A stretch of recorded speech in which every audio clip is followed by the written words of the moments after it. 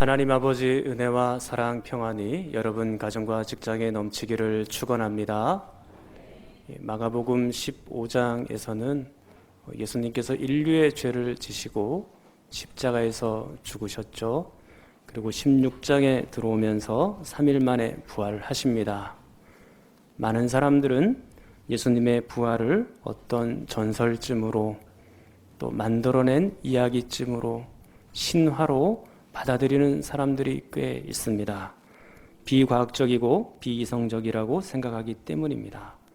그러나 우리의 믿음과 신앙을 자꾸 과학의 잣대로 들이대면 안 됩니다. 이 우주에는 과학으로 증명될 수 없는 수많은 것들이 존재하고 있죠. 과학이 온전한 것이 아닙니다. 우리의 믿음이나 영혼을 과학이 증명해낼 수가 없습니다. 예수님의 부활에 대해서 비과학적인 요소를 빼고자 많은 시도들이 있었습니다. 예수님은 참 부활하신 것이 아니고 잠시 기절하셨다가 깨어나신 것뿐이다. 제자들이 헛것을 보았다. 새벽에 찾아가서 어슴푸레하니까 예수님의 무덤을 찾아간 것이 아니라 다른 무덤을 찾아갔다. 이런저런 얘기들을 다 만들어냅니다. 그러나 우리는 성경을 믿는 사람들입니다. 성경이 강력한 부활의 증거입니다. 그리고 또한 부활의 목격자들, 증인들이 있습니다.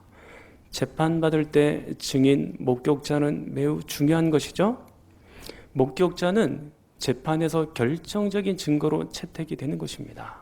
그런 것처럼 예수 그리스도의 부활을 분명히 지켜본 사람도 있고 그것을 목격한 사람들도 있다라는 것을 기억하셔야 되는 겁니다.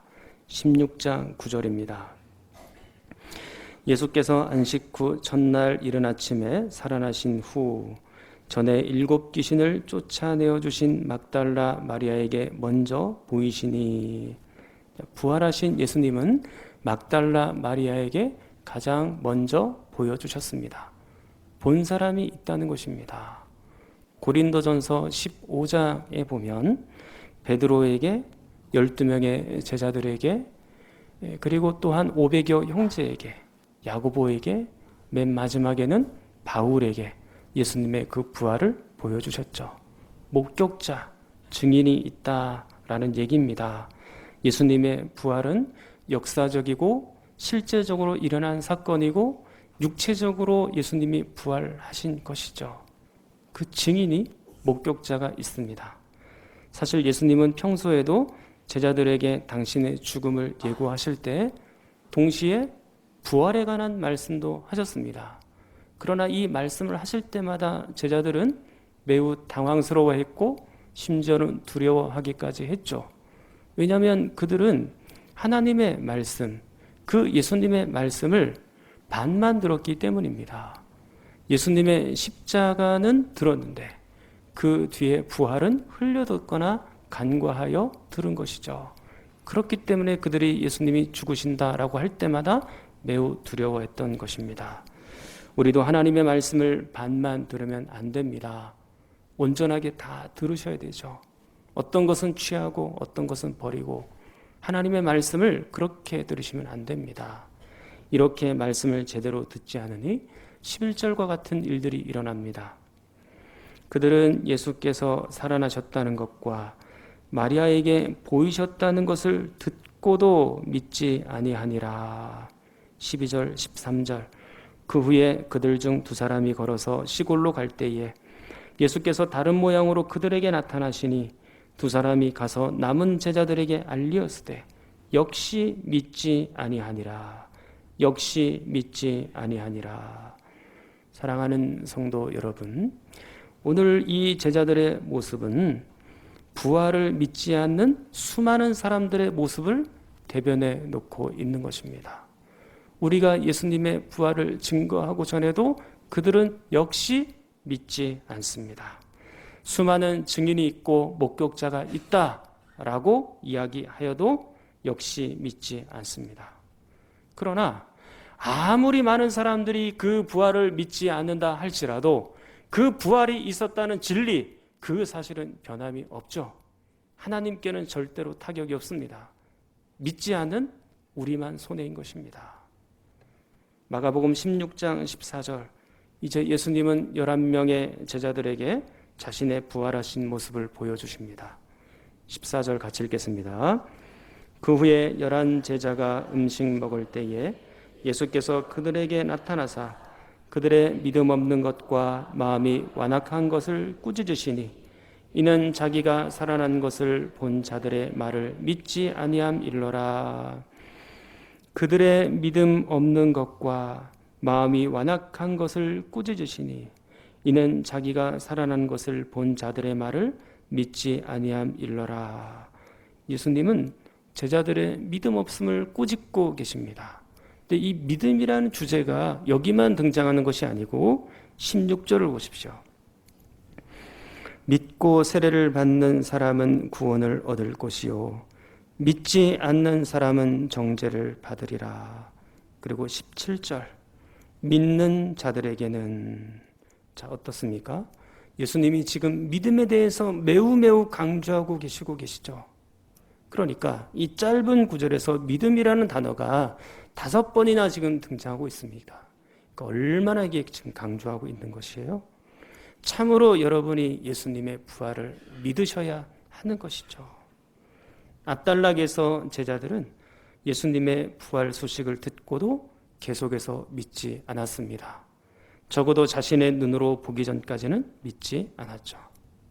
그러나 예수님은 도마에게 이렇게 말씀하신 적이 있습니다. 요한복음 20장 25절부터 보겠습니다.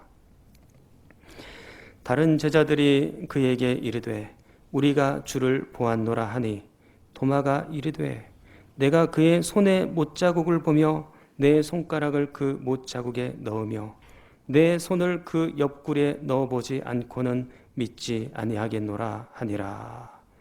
도마는 도무지 예수님의 부활을 믿지 않았습니다. 듣고는 못 믿겠고 보여주어야 믿겠다라고 말합니다. 오늘날에도 이런 사람들이 얼마나 많은지 모릅니다. 하나님을 믿으십시오. 그렇게 얘기하면 하나님 보여주세요. 그럼 믿을게요. 예수님의 부활을 믿으십시오. 그렇게 얘기하면 예수님의 부활을 증명해서 우리에게 보여주십시오. 그러면 믿을게요. 자기가 보이는 것만 믿겠다고, 내가 이해할 수 있는 것만 믿겠다고 그렇게 생각을 합니다. 눈으로 보이지 않는 세계를 눈으로 보여달라고 하니 이게 얼마나 어려운 일이냐라는 거죠. 우리의 영혼을 다 그들에게 보여줄 수도 없는 노릇 아닙니까? 지금 이 도마 역시 동일한 수준입니다. 계속해서 20장 26절을 보시면 여드레를 지나서 제자들이 다시 집안에 있을 때에 도마도 함께 있고 문들이 닫혔는데 예수께서 오사 가운데 서서 이르시되 너희에게 평강이 있을지어다 하시고 도마에게 이르시되 내 손가락을 이리 내밀어 내 손을 보고 내 손을 내밀어 내 옆구리에 넣어보라. 그리하여 믿음 없는 자가 되지 말고 믿는 자가 되라. 도마가 대답하여 이르되 나의 주님이시오 나의 하나님이시니이다. 드디어 부활하신 예수님을 자기 눈으로 보고 자기 손으로 만진 이후에야 예수님을 믿게 되었죠. 그때 예수님께서 안타까운 마음에 한 말씀 하십니다. 29절 같이 읽겠습니다. 예수께서 이르시되 너는 나를 본고로 믿느냐 보지 못하고 믿는 자들은 복되도다 하시니라. 아멘. 너는 나를 꼭 보아야만 믿겠니? 내가 부활했다는 사실을 꼭 눈으로 확인해야만 믿겠니? 그러나 보지 못하고 믿는 자들은 훨씬 더 복된 것이다. 그저 하나님의 말씀만 듣고도 아멘 하는 사람, 그렇게 믿는 사람들이 더 복된 것이다. 하나님의 말씀 속에 하나님이 살아계시다 하시니 그것을 그대로 믿는 사람, 우리가 부활을 직접 목격하지 못했으나 성경 안에 예수님의 부활이 있다는 것을 그대로 믿는 사람, 그 사람이 바로 복된 사람이다. 그렇게 말씀하고 있는 거죠. 성경에 있다니까 믿고 하나님 말씀에 있다고 하니까 그대로 믿는 사람, 그 사람이 참 믿음을 가진 사람입니다. 히브리서 11장 1절 말씀, 믿음은 바라는 것들의 실상이요 보이지 않는 것들의 증거라고 말씀하셨습니다. 우리가 믿는 것은 실상입니다. 실상이라는 것은 실제로 존재하는 것, 그 실상이에요. 우리가 믿는 것은 허상이 아닙니다. 신기루와 같은 것도 아니고 누가 만들어낸 얘기도 아니고 소설도 아닌 것입니다. 우리가 믿는 이 예수님에 대한 부활은 실제로 역사 속에서 일어났던 일이고 예수님의 육체로 부활했던 일, 그 실상을, 그 실제를 우리가 지금 믿고 있는 것입니다. 우리가 비록 부활을 직접 눈으로 보지 못했으나 진짜로 역사적으로 일어난 사실을 믿고 있는 것이죠. 제가 예전에 여러분들에게 예화를 드리기는 했습니다만 여러분들은 500년 전에 이순신 장군이 있었다는 사실을 다 알고 믿으십니까? 보았습니까? 안 보았는데 어떻게 믿으시나요? 그분은 500년 전의 분이시고 12척의 배를 가지고 133척의 일본군의 함선을 격파했다라는 사실 못 보았잖아요. 근데 여러분들은 그걸 알고 있고 믿고 있습니다. 그보다 더 오래된 600년 전에 세종대왕은 믿으세요? 세종대왕이 우리나라의 한글을 창제하셨다는 사실 다 믿어지십니까? 그것보다 더 오래된 1000년 전에 고려시대 강감찬 장군의 그 귀주대첩, 그 사실이 있었다는 것을 여러분들은 아시고 믿으십니까? 어떻게 해요? 못 봤잖아요. 그것보다 더 오래전에 2000년 전에 예수님과 비슷한 시대에 있었던 분이 계십니다. 고구려를 창제한 건국한 사람이 누구냐면 주몽왕인데 이 주몽왕은 예수님보다 약 30년 전에 먼저 태어난 사람이에요. 그러니까 이 주몽왕과 예수님이 사실은 동시대 사람인 거죠. 그런데 주몽왕이 고구려를 건국했다는 사실 어떻게 믿으십니까? 여러분들은 아마 역사책을 통하여 또는 선생님을 통하여 유적이나 유물을 통하여서 그런 모든 이야기들을 다 들었겠죠. 역사책은 그렇게 잘 믿으면서 왜 성경책은 그렇게 믿지 않으십니까? 고구려 조선시대 유물이 있는 것처럼 성경 당시의 유물과 유적들이 다 지금 존재 있습니다. 그래서 우리가 성지순례도 가고 그렇게 하는 거예요. 그런 것들을 연구하는 학문을 성서고고학이라고 하는데 고고학적으로 성경 안에 있는 것들을 유물로 또는 유적으로 다 출토하여 증명해내고 있습니다. 이순신 장군이 12척의 배로 133척의 일본군 함선을 격파한 그때 그것을 본 사람들이 분명히 있죠. 그리고 세종대왕이 한글을 창제할 때 그것을 본 사람들이 분명히 있죠. 그런 것처럼 예수님의 부활을 본 그 시대의 사람이 분명히 존재한다라는 점입니다. 그리고 그 부활을 역사책에 적어놓듯이 하나하나 다 기록해 놓은 것이 바로 성경이죠. 성경은 그 역사책보다 훨씬 더 위대하고 훨씬 더 진리를 우리에게 가르쳐 줍니다. 그런데도 왜 우리가 부활을 이렇게 믿지 않는 것일까요? 왜 예수님의 부활을 도무지 받아들이지 않는 걸까요? 그 이유가 무엇입니까? 14절을 다시 한번 보십시오. 그 후에 11 제자가 음식 먹을 때에 예수께서 그들에게 나타나사 그들의 믿음 없는 것과 마음이 완악한 것을 꾸짖으시니 이는 자기가 살아난 것을 본 자들의 말을 믿지 아니함일러라. 예수님이 살아나셨습니다. 부활하셨습니다. 이 진리의 말씀을 전해도 제자들이 또 사람들이 믿지 않는 이유가 무엇이라고 되어 있습니까? 마음의 완악함이라고 되어 있습니다. 이것은 굳은 마음이에요. 딱딱한 돌처럼 굳어있는 마음, 아주 냉담하고 완고한 마음이죠.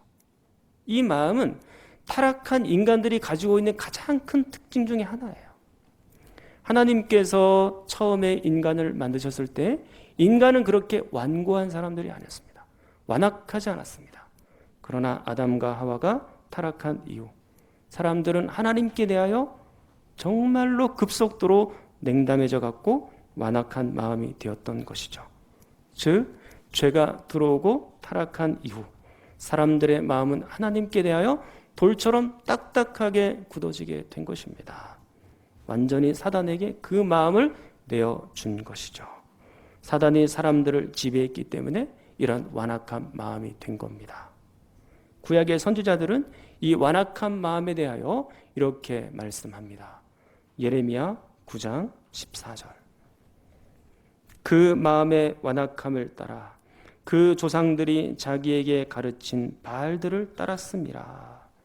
마음이 얼마나 완악한지 하나님이 아니라 바알이라는 우상을 지금 섬기고 있다, 그렇게 말씀하고 있죠. 하나님은 버려도 세상의 법칙과 세상의 가치관과 세상의 돈과 성공은 그렇게 잘 지켜냅니다. 하나님은 그렇게 믿지 않아도 우상은 그렇게나 다들 잘 믿고 살아갑니다. 왜 이런 현상이 일어났을까요? 마음의 완악함이죠. 그 마음이 돌처럼 딱딱하게 굳어있기 때문입니다. 그 영혼이 죄와 사단으로 인하여 완전히 마비되어 어찌할 바를 모르는 그런 상태가 된 것이죠. 지금 여러분의 그 믿음 없음과 완악한 마음을 사단이 제일 좋아합니다. 사단은 지금도 여전히 활동하고 있고 여러분들을 한 사람이라도 더 지옥 백성으로 만들기 위해서 애쓰고 노력하죠. 지금도 이 사단은 하나님의 말씀을 여러분들이 듣지 못하도록 하기 위하여 지금도 활동합니다. 여전히 활동합니다. 예레미야 18장 11절. 그러므로 이제 너는 유다 사람들과 예루살렘 주민들에게 말하여 이르기를 여호와의 말씀에 보라 내가 너희에게 재앙을 내리며 계책을 세워 너희를 치려 하노니 너희는 각기 악한 길에서 돌이키며 너희의 길과 행위를 아름답게 하라 하셨다 하라. 여기서 하나님은 이스라엘 백성들에게 명령하시죠. 내가 너희들에게 이제 곧 재앙을 내릴 것이다. 너희들의 그 완악한 마음을 인하여 너희들이 하나님 말씀에 순종이 없음을 인하여 이제 내가 너희들에게 재앙을 내리고 그런 계책과 그런 계획을 세웠다. 빨리 회개해라. 빨리 돌아와라. 하나님께서 선지자를 통해서 그렇게 명령하시고 말씀하십니다. 우리가 이런 선지자의 말씀을 들었다면 우리는 어떻게 하겠습니까? 빨리 하나님께로 돌아오겠죠. 그러나 이스라엘 백성들은 어떻게 말합니까? 바로 뒷절 12절.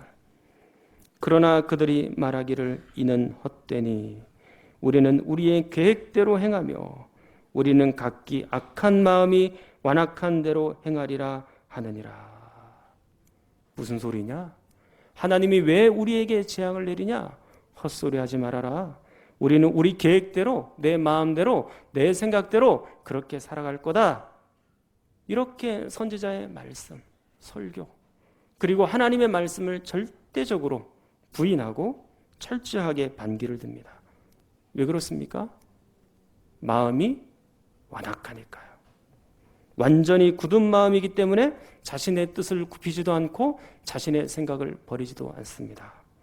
대충 살다가 인생 끝나면 되지 뭐. 나하고 싶은 대로 맘대로 살다가 인생 마치면 되지 뭐. 그렇게 생각하는 경우들이 많습니다. 과연 죽으면 끝일까요? 영원한 하나님의 진노와 영원한 하나님의 저주가 죽고 나면 있다는 사실을 왜 여러분들은 모르십니까? 왜 그 딱딱하고 완악한 마음으로 100년의 인생을 살아가시려고 합니까? 100년 뒤에는 어떠한 저주를 받고 지옥불에 갇히려고 합니까? 여러분들이 그 영원한 지옥불에서 영원히 견디실 수 있겠습니까? 상상하기도 어려운 것이죠. 그래서 이 답답하고 안타까운 마음에 이사야 선지자는 이렇게 외칩니다. 역설이긴 한데 이사야 6장 9절로 10절입니다.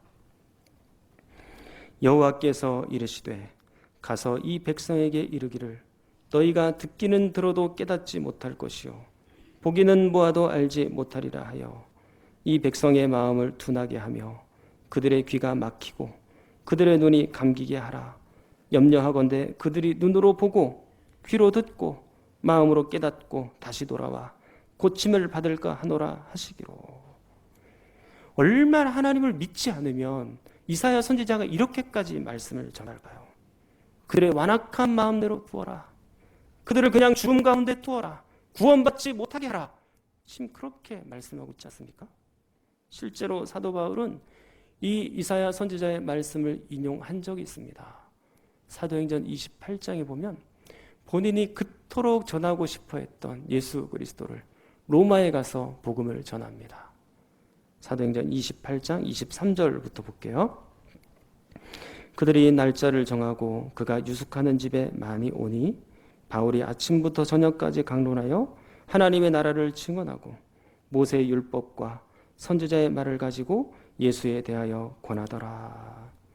바울은 아침부터 밤늦게까지 하나님 나라와 예수 그리스도의 부활을 증거하고 전했습니다.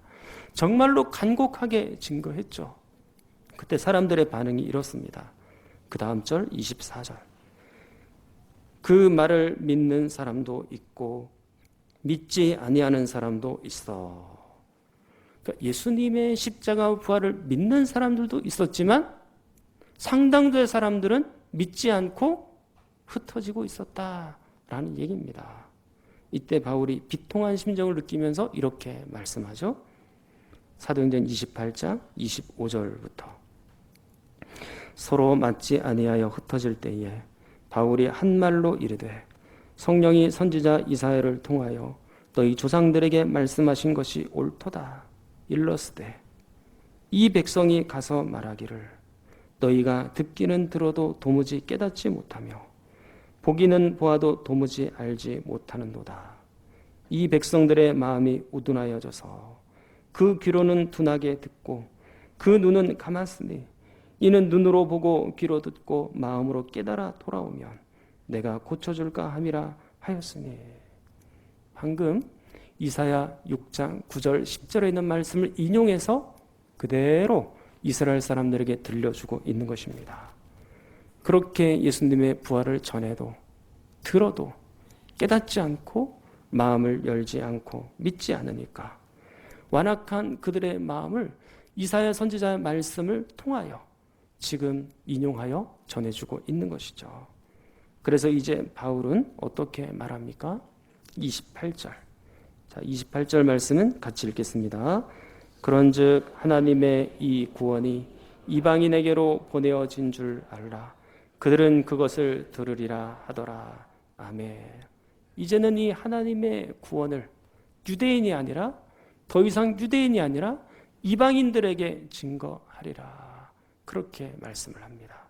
사랑하는 성도 여러분, 혹시 예수 그리스도의 부활을 여러분들이 믿지 않더라도 이 부활의 복음은 다른 사람들에게로 흘러갑니다. 이것은 여러분들이 부활의 복음을 듣는 오늘이 마지막 기회일 수도 있다라는 얘기입니다. 어쩌면 다시는 이 구원의 기회를 잡을 수도 없고 어쩌면 다시는 이 부활의 복음에 관한 말씀을 듣지 못할 수도 있는 거죠. 기회를 잡으셔야 됩니다. 그렇기 때문에 욥기 9장 4절 그는 하나님입니다. 하나님은 마음이 지혜로우시고 힘이 강하시니 그를 거슬러 스스로 완악하게 행하고도 형통할 자가 누구이랴. 마음이 완악한 자 그는 하나님의 진노의 대상이에요. 잠언 28장 14절 항상 경외하는 자는 복되거니와 마음을 완악하게 하는 자는 재앙에 빠지리라. 항상 하나님을 경외하여 예수 그리스도를 믿는 사람은 천국이라는 복이 있지만 그러나 반대로 믿지 않는 사람들은 지옥이라는 재앙이 기다리고 있다. 그렇게 지금 말씀해 놓고 있습니다. 속히 예수님의 십자가와 부활을 믿으셔야 하죠. 언제까지 여러분들이 그 지옥의 잿더미 위에 앉아 있을 예정입니까? 빨리 나오십시오. 빨리 그곳에서 예수 그리스도를 믿고 탈출하셔야 되는 겁니다. 십자가 그 사랑 멀리 떠나서 무너진 나의 삶 속에 잊혀진 주네 돌 같은 내 마음 어루만지사 다시 일으켜 세우신 주를 사랑합니다. 주 나를 보호하시고 날 붙드시니 나는 보배롭고 존귀한 주의 자녀라. 할렐루야. 돌같이 딱딱한 마음을, 그 마음을 바꾸십시오. 완악한 마음에서 돌이키셔야 되는 겁니다. 나도 믿고 싶어도 안 믿어지는 걸 어떻게 합니까? 말씀대로 살고 싶지만 그렇게 안 되는 걸 어떻게 합니까? 여러분, 언제까지 그 강팍한 마음으로 하나님의 말씀을 대하시겠습니까?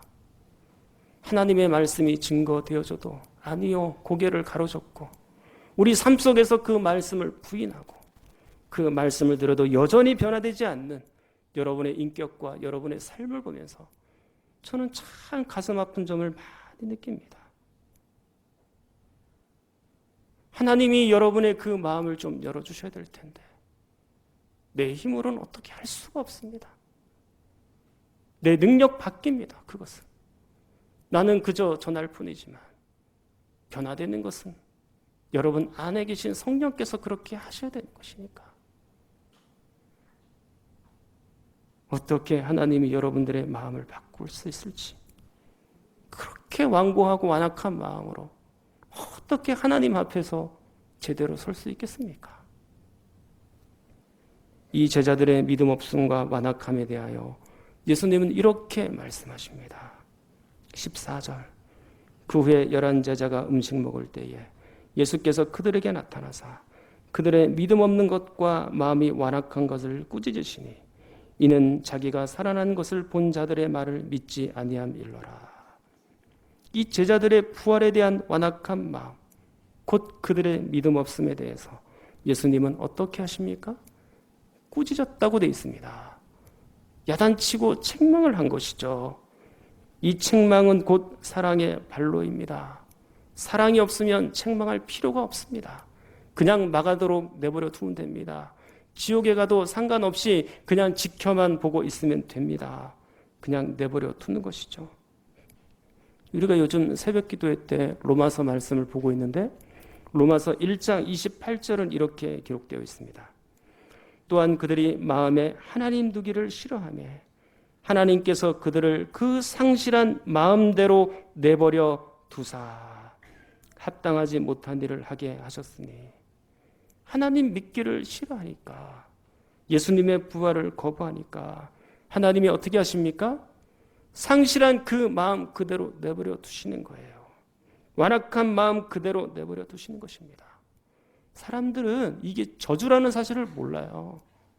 사람들은 이게 하나님의 진노라는 사실을 모릅니다. 그저 내가 평안하게 일상을 보내고 있으니까, 부활을 믿지 않아도 여전히 가정생활, 직장생활 잘하고 있으니까 전혀 예수님의 부활에 대해서 믿을 만한 생각이 안 듭니다. 그러나 차곡차곡 하나님께서 이 모든 것들을 쌓아놓았다가 결정적인 순간이 되면 하나님의 강력한 진노가 그들에게 임하게 되는 것입니다. 계속 인내하고 지켜보시다가 이제 하나님의 진노와 저주가 다 차는 순간, 그때는 가차 없습니다. 아무도 거기서 벗어날 자가 없죠. 절대로 봐주지 않습니다. 한 번에 멸망하는 것입니다. 그렇게 되지 말라고 예수님이 지금 제자들을 꾸짖고 있는 것이에요. 최후의 심판, 최후의 멸망을 당하기 전에 제발 좀 정신 좀 차리라고, 부활에 대한 믿음을 좀 가지라고, 완악한 마음으로, 상실한 마음으로 그대로 방치하지 말라고 꾸짖고 책망하는 것입니다. 그러니 예수님이 우리가 보기에는 늘 실망스러운 이 제자들을 여전히 사랑하시고 여전히 아끼고 계시는구나, 그런 것을 알 수 있죠. 그러니까 하나님께서 우리를 향한 책망, 그것은 항상 옳은 것이고 하나님께서 우리를 향한 그 징계, 그것은 우리에게 매우 유익한 것입니다. 한 번에 멸망하기 전에 다시 돌아올 수 있는 기회가 되니까요. 사랑하는 성도 여러분, 히브리서 11장 6절 말씀에 보면 믿음이 없이는 하나님을 기쁘시게 못한다라고 되어 있습니다. 예수님의 부활에 대한 믿음 없이는 아무도 하나님을 기쁘시게 못하며 아무도 죄에서 구원받을 수 없으며 그 부활을 믿지 않고는 아무도 죄에서 빠져나올 수 없으며 아무도 지옥에서 벗어날 수가 없습니다. 부디 여러분들이 예수 그리스도의 부활을 마음으로 받아들이시면 좋겠습니다. 여러분들의 마음을 완악하게 하지 말고 상실한 그 마음대로 내버려 두지 말고 돌처럼 딱딱한 마음으로 두지 마시고 그 완악한 마음을 부드러운 마음으로 기경하여 모두가 적어도 만수정계에 속한 여러분들은 예수 그리스도의 부활을 믿어 하나님의 자녀가 되는 놀라운 권세가 있기를 간절히 축원합니다. 한번 통성으로 기도하겠습니다.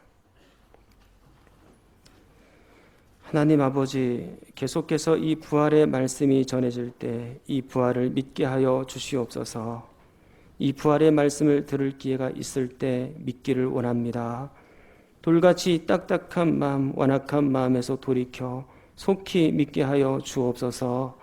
우리의 이 완악한 마음의 빗장을 풀어주시고 부드러운 마음으로 다 받아들이게 하시고 우리의 자녀들이 지옥에 가는 모습, 또 우리 남편이 죽음의 무서운 자리에 있는 것을 다 구원하여 내는 놀라운 역사가 있게 하여 주옵소서. 우리 환우들을 위해서, 나라와 민족을 위해서 함께 기도합니다.